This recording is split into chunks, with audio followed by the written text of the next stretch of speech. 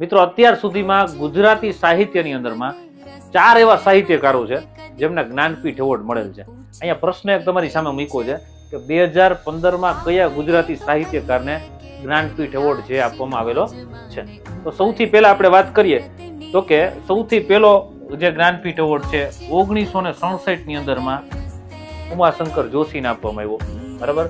ત્યાર પછી 1985 ની અંદરમાં પન્નાલાલ પટેલને મળ્યો. 2001 ની અંદરમાં રાજેન્દ્ર શાહને મળ્યો અને છેલ્લે 2015 ની અંદરમાં રઘુવીર ચૌધરીને મળ્યો. હવે વિશેષ વાત એ કરવી છે તમને કે એમની કઈ કઈ કૃતિને આ એવોર્ડ મળેલો છે, બરાબર. તો રાજેન્દ્ર શાહ છે એમનો ધ્વનિ નામનો કાવ્ય સંગ્રહ છે. કયો છે?